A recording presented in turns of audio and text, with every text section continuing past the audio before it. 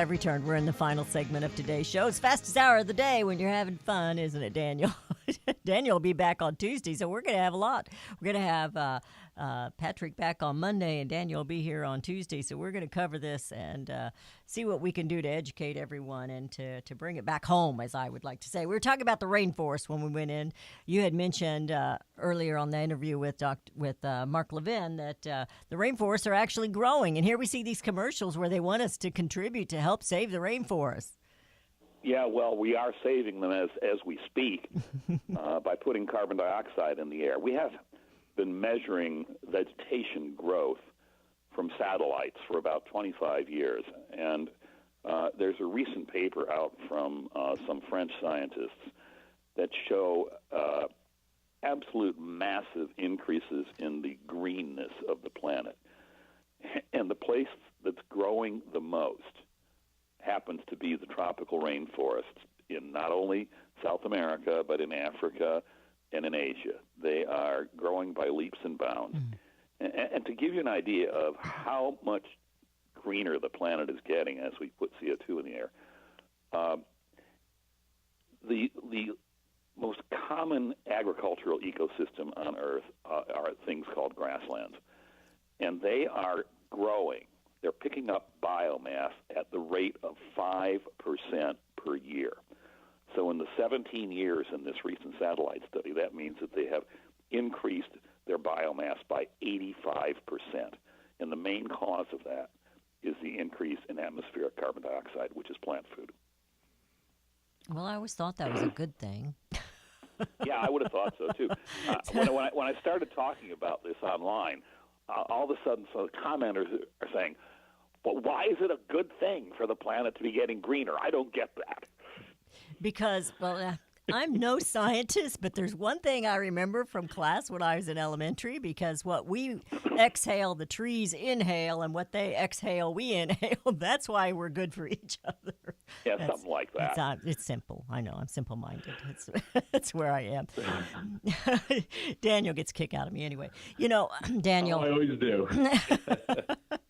You know, we've known... we've come a long way. We did need to clean things up. We did need to improve our living around. And, here in rural America, they've learned how to take care of the land better. They do a better job. We still have some ways to go. But we have the cleanest air here in the United States. And yet they keep wanting to fine us and regulate us and mandate us on top of that.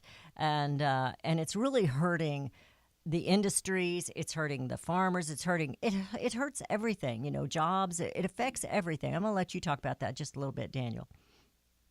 Absolutely, and how it drives up the cost of all of our goods and our manufacturing, but how it's just a huge land grab of people who are, providing for this nation, et cetera. One of the things that I'm fascinated in is, as you said, Beth Ann, we have gotten cleaner, right?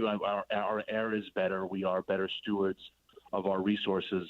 But one of the things President Trump dropped out of the climate accords, the Paris Climate Accords, was he said the countries who pollute don't seem to have to pay any consequence.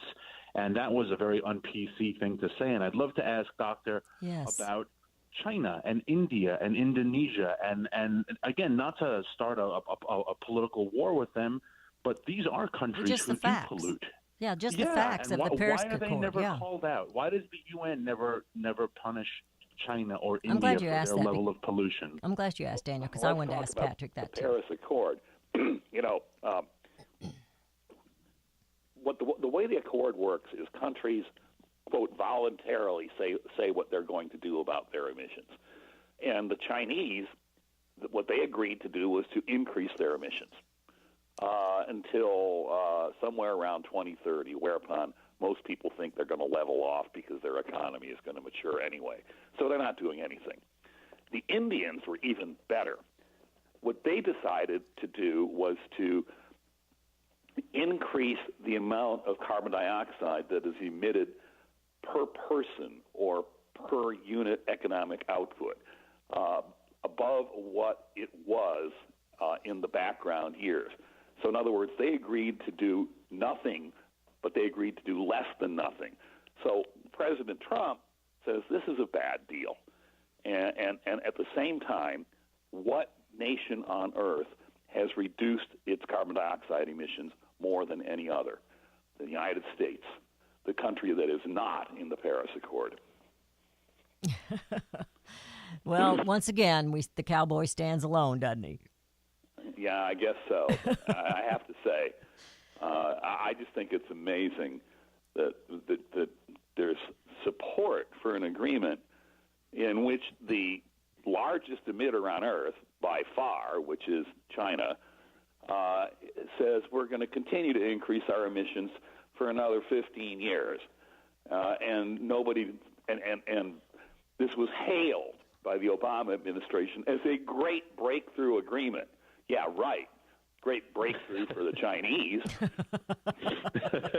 Well, I liked what you said when you contributed it to the good old capitalism and technology, that the USA was able to do that. Yeah. The reason our emissions have gone down so much, the major reason is the development of fracking for natural gas and the use of natural gas for electrical generation, which produces about half the carbon dioxide that comes out of a coal-fired power plant. That's why the United States is cleaning things up faster than anybody else.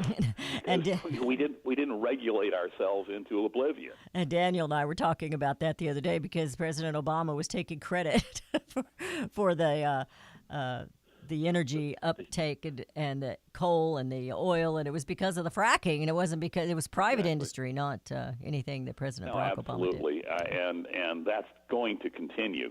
I mean, this whole notion that everything is going to go to heck, it pervades our society. I don't know if you remember, about 10, 12 years ago, we were running out of natural gas. Yes. And the current wisdom then was that, whoa, this is horrible. We're running out of natural gas. We're going to have to use coal to produce electricity and all that good stuff. And in fact, it was only in a few years that we realized we had hundreds of years of natural gas in the rocks that are underneath our feet, and all we have to do is break those darn rocks. Yeah. Suck it out of the rocks.